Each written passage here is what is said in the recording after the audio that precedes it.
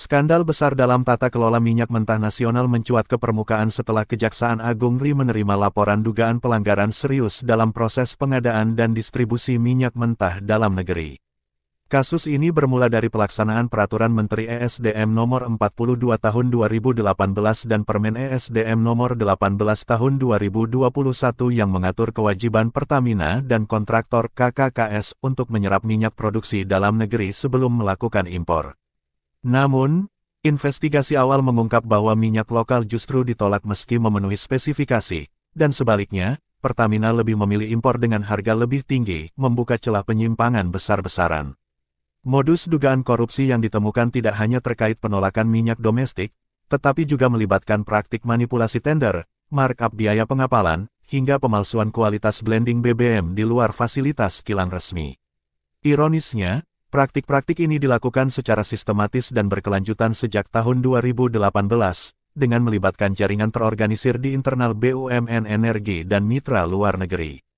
Para pelaku diduga memanfaatkan selisih harga antara BBM lokal dan impor untuk memperoleh keuntungan pribadi dalam jumlah fantastis. Salah satu sorotan tajam adalah dugaan penyalahgunaan prosedur di pelabuhan dan terminal BBM tertentu yang seharusnya digunakan hanya untuk distribusi, namun malah dijadikan tempat pencampuran ilegal bahan bakar dengan kualitas rendah. Hal ini tidak hanya menimbulkan kerugian negara secara finansial, tapi juga berdampak pada kualitas energi yang dikonsumsi masyarakat. Kejanggalan-kejanggalan ini terkuak setelah adanya audit internal dan laporan whistleblower yang akhirnya diteruskan ke aparat penegak hukum. Kejaksaan Agung kemudian menjadikan laporan ini sebagai pintu masuk dalam membongkar borok tata kelola sektor migas yang selama ini diselimuti kabut tebal korupsi dan kolusi. Temuan awal langsung mengindikasikan adanya pelanggaran serius terhadap regulasi pengadaan energi nasional, sekaligus membuka tabir bahwa praktik mafia migas tidak hanya mitos, tapi nyata dan terstruktur. Babak awal penyidikan ini menjadi titik balik penting dalam upaya reformasi tata kelola minyak nasional agar lebih transparan, berdaulat, dan bebas dari korupsi. Setelah mencium aroma penyimpangan dalam tata kelola minyak mentah nasional, Kejaksaan Agung bergerak cepat melakukan serangkaian langkah hukum. Tim jaksa penyidik dari Jampitsus mulai mengendus jejak transaksi janggal sejak awal 2024. Hingga pertengahan 2025, lebih dari 70 saksi telah diperiksa, termasuk pejabat di lingkungan Kementerian ESDM, Eksekutif BUMN Energi, serta mitra swasta yang diduga terlibat dalam jaringan korupsi ini.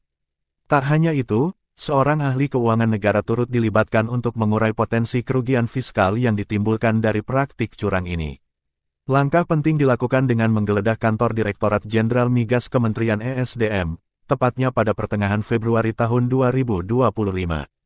Dari hasil penggeledahan itu, penyidik berhasil menyita 15 unit ponsel, 1 laptop yang diduga berisi dokumen transaksi, serta 5 dus besar berisi dokumen penting yang memperkuat dugaan adanya praktik manipulatif dan penyalahgunaan wewenang. Penyitaan ini mengindikasikan bahwa praktik korupsi dilakukan secara terstruktur, dengan alat bukti digital yang memperkuat jalur aliran uang dan jaringan keterlibatan antar instansi. Selain itu, penggeledahan juga diperluas ke sejumlah kantor anak usaha Pertamina dan mitra usaha yang berkaitan langsung dengan aktivitas ekspor-impor minyak mentah. Tim penyidik fokus pada dokumen kontrak pembelian, perjanjian pengapalan, hingga notulensi rapat yang mengatur teknis pencampuran BBM di luar kilang. Langkah ini membuka tabir bahwa proses bisnis dalam pengelolaan minyak ternyata tidak berjalan sesuai prinsip transparansi dan akuntabilitas yang dijanjikan. Temuan ini menyiratkan bahwa tata kelola energi Indonesia tengah berada di titik kritis. Upaya hukum yang tengah berjalan bukan sekadar pengungkapan kasus biasa, melainkan penyelaman ke dalam akar korupsi yang telah berlangsung bertahun-tahun. Proses penyidikan yang intensif ini menjadi babak penting dalam membongkar kekuatan tersembunyi yang menggerogoti kedaulatan energi nasional. Jika tak segera dibersihkan, bukan tak mungkin Indonesia akan terus menjadi penonton di negeri sendiri dalam urusan pengelolaan sumber daya strategis. Setelah melalui penyidikan intensif dan pengumpulan bukti yang menguatkan dugaan praktik korupsi sistemik, Kejaksaan Agung akhirnya menetapkan 7 orang sebagai tersangka dalam kasus tata kelola minyak mentah nasional. Penetapan ini diumumkan secara resmi pada tanggal 24 Februari tahun 2025, menandai titik balik dari sebuah investigasi besar yang telah menyita perhatian publik dan mengguncang sektor energi. Di antara mereka yang ditetapkan tersangka, Terdapat nama-nama penting dari anak perusahaan BUMN energi, termasuk petinggi di Pertamina Patraniaga serta mitra swasta yang diduga memainkan peran penting dalam jalur impor dan distribusi minyak. Para tersangka langsung dijebloskan ke rumah tahanan Kejaksaan Agung dan Kejari Jakarta Selatan guna mempermudah proses penyidikan lanjutan. Langkah ini sekaligus menjadi sinyal keras bahwa aparat penegak hukum tidak akan mentolerir praktik kejahatan yang dilakukan dalam pengelolaan sumber daya negara. Tindakan tegas tersebut disambut baik oleh berbagai elemen masyarakat, termasuk pengamat energi dan aktivis anti korupsi, yang sejak lama menyerukan pembenahan menyeluruh di sektor migas. Penahanan ini juga memperkuat kesan bahwa kasus ini bukan sekadar angin lalu, melainkan upaya serius membongkar jaringan mafia migas. Kejaksaan menyebut, para tersangka diduga kuat melakukan rekayasa proses pengadaan dan pengangkutan minyak mentah, menyalahgunakan kewenangan, serta memalsukan data dan dokumen untuk memperlancar transaksi curang. Tidak hanya merugikan keuangan negara dalam jumlah masif, tindakan mereka juga mencoreng integritas sistem energi nasional. Dalam proses penyidikan lanjutan, jaksa juga tengah mendalami dugaan pencucian uang dan aliran dana yang tersebar ke berbagai rekening, termasuk ke luar negeri. Penetapan tersangka ini menjadi titik terang dalam upaya memberantas mafia energi yang selama ini dianggap kebal hukum. Bagi publik, langkah Kejaksaan Agung membuka harapan bahwa sistem tata kelola migas akan mengalami perubahan besar, dengan komitmen penegakan hukum yang tidak tebang pilih. Sementara bagi pemerintah, ini adalah ujian nyata, apakah reformasi di sektor energi benar-benar dijalankan, atau hanya berhenti pada wacana tanpa tindakan nyata. Setelah penetapan 7 tersangka dan penguatan bukti-bukti, Kejaksaan Agung mengungkap fakta yang lebih mengejutkan, potensi kerugian negara dalam kasus korupsi tata kelola minyak mentah ini mencapai angka yang luar biasa, sekitar 968,5 triliun rupiah. Angka tersebut meroket jauh dari estimasi awal yang hanya berkisar 193 triliun rupiah. Nilai ini menjadikan kasus ini sebagai salah satu skandal korupsi terbesar dalam sejarah Indonesia, bahkan melampaui banyak kasus besar sebelumnya. Kejaksaan menyebut bahwa praktik curang ini telah berlangsung sejak tahun 2018 hingga 2023, menciptakan lubang hitam dalam keuangan negara yang nyaris tak terdeteksi selama bertahun-tahun. Kerugian tersebut muncul dari berbagai skema yang terorganisir, mulai dari penolakan minyak dalam negeri yang lebih murah, pengadaan minyak impor di atas harga pasar, hingga manipulasi biaya angkut dan blending bahan bakar yang tidak sesuai ketentuan. Dalam beberapa kasus, BBM yang dipasarkan ke masyarakat ternyata diolah di fasilitas tidak resmi dengan standar rendah, namun tetap dijual dengan harga tinggi. Negara bukan hanya dirugikan secara materi, tapi juga kehilangan kepercayaan publik terhadap transparansi tata kelola energi nasional. Temuan lainnya menunjukkan bahwa sejumlah perusahaan swasta yang menjadi mitra pengadaan dan distribusi minyak telah menerima keuntungan besar dari skema ini. Mereka diduga mendapat akses eksklusif untuk pengangkutan dan pemrosesan minyak tanpa prosedur lelang terbuka, serta memainkan harga untuk mendapatkan margin berlebih. Praktik ini tidak mungkin berjalan tanpa persetujuan atau keterlibatan oknum pejabat internal yang memiliki kewenangan teknis dan administratif. Disinilah letak besarnya skala kejahatan, sistem yang seharusnya dijalankan untuk kepentingan rakyat justru dikendalikan untuk kepentingan segelintir pihak. Kenyataan pahit ini membuat publik semakin sadar bahwa mafia migas bukan sekadar mitos, tapi telah menjelma menjadi kekuatan laten yang mengancam kedaulatan energi. Besarnya kerugian ini menjadi tamparan keras bagi pemerintah dan pembuat kebijakan. Tanpa reformasi menyeluruh dan transparansi yang terukur, Indonesia akan terus terjebak dalam lingkaran setan korupsi di sektor strategis. Kasus ini menjadi peringatan nyata bahwa pengawasan internal yang lemah dan ketertutupan informasi adalah lahan subur bagi kejahatan berskala kuadriliun. Setelah menguak potensi kerugian negara yang mencapai hampir 1 kuadriliun rupiah, penyidikan kasus korupsi tata kelola minyak mentah belum berhenti. Justru sebaliknya, Kejaksaan Agung kembali membuat gebrakan besar pada tanggal 10 Juli tahun 2025 dengan menetapkan 9 tersangka baru. Di antara nama-nama tersebut, terdapat 6 mantan eksekutif Pertamina yang pernah menduduki posisi strategis dalam pengadaan, pengangkutan, dan penyaluran minyak mentah. Selain itu, 3 tersangka berasal dari perusahaan swasta internasional, termasuk mitra pengapalan global dan perwakilan dari perusahaan perdagangan energi Trafigura yang memiliki kerjasama dagang dengan Indonesia. Penambahan jumlah tersangka ini memperkuat dugaan bahwa korupsi tidak hanya terjadi di lingkaran dalam BUMN, tetapi juga melibatkan jejaring internasional yang memiliki akses langsung terhadap sumber dan jalur logistik minyak mentah.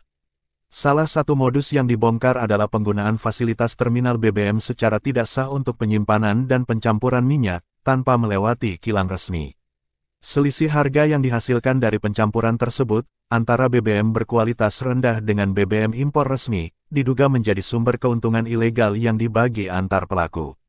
Penyidik juga menemukan indikasi penggelembungan biaya sewa kapal freight cost yang tidak wajar serta dugaan pengkondisian tender untuk menguntungkan pihak tertentu.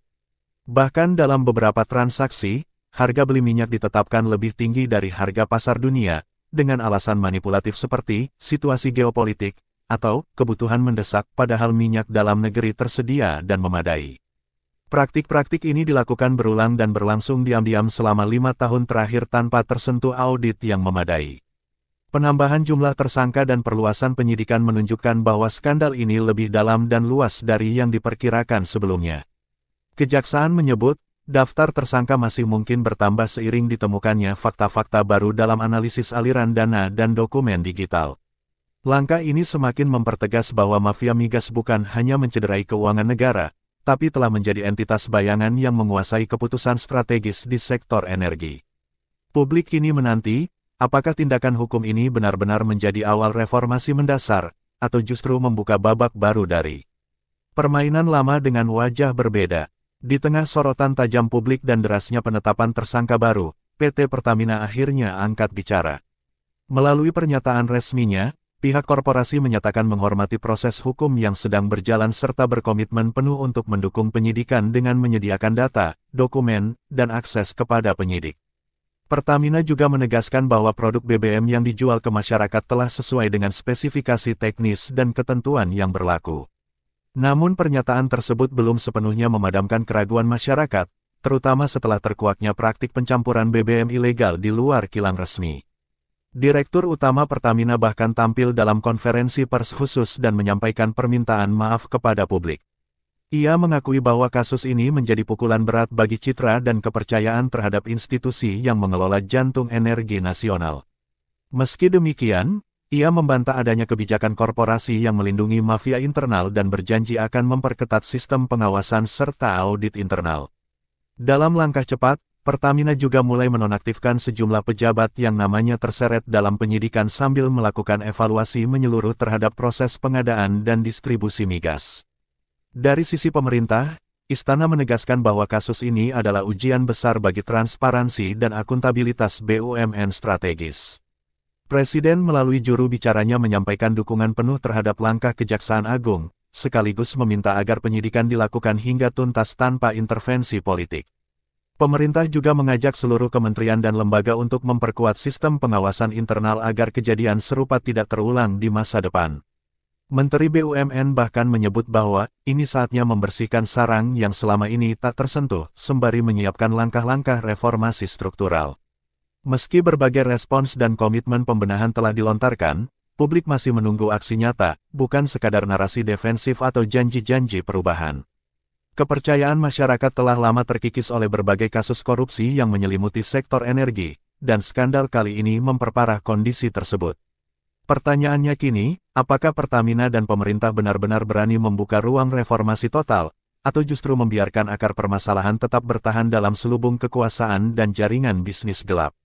Waktu akan menjadi saksi. Kasus korupsi tata kelola minyak mentah ini menjadi momen penting bagi publik dan pengamat kebijakan untuk menyoroti betapa rapuhnya sistem pengawasan dalam sektor energi nasional. Berbagai lembaga masyarakat sipil, seperti Publish What You Pay PWYP Indonesia, menilai kasus ini hanyalah puncak dari gunung es persoalan tata kelola migas yang selama ini tertutup dan minim transparansi. Bahkan laporan EITI Extractive Industries Transparency Initiative mencatat bahwa skor transparansi sektor migas Indonesia masih berada di angka 67 dari 100, indikator bahwa hampir sepertiga proses dalam rantai produksi hingga distribusi belum terbuka kepada publik. Dalam banyak hal, skandal ini mencerminkan kegagalan sistemik, regulasi yang longgar, lemahnya kontrol internal, tidak berfungsinya audit independen, serta ketiadaan pelibatan publik dalam pengawasan sumber daya negara. Praktik pengadaan tertutup, pengangkutan yang tidak diawasi, hingga penyimpangan di terminal BBM menunjukkan bahwa mafia migas bukan sekadar oknum, melainkan sudah berakar dalam struktur kebijakan dan operasional. Kondisi ini diperparah oleh kurangnya keberanian politis dari pemangku kebijakan untuk membenahi sistem secara menyeluruh. Akibatnya, banyak pihak mendesak reformasi total dalam tata kelola energi. Desakan mencakup pembentukan lembaga independen yang khusus mengawasi pengadaan migas, penerapan sistem tender digital terbuka, serta publikasi real-time kontrak-kontrak migas. Selain itu, audit forensik terhadap kilang dan terminal BBM juga menjadi tuntutan utama, mengingat fasilitas-fasilitas tersebut diduga menjadi titik rawan manipulasi dan pencampuran ilegal bahan bakar. Tak kalah penting, keterlibatan masyarakat dan jurnalisme investigatif perlu didorong untuk menjadi bagian dari kontrol sosial yang aktif. Kasus ini telah membuka mata bahwa tata kelola energi Indonesia butuh lebih dari sekadar tambal sulam.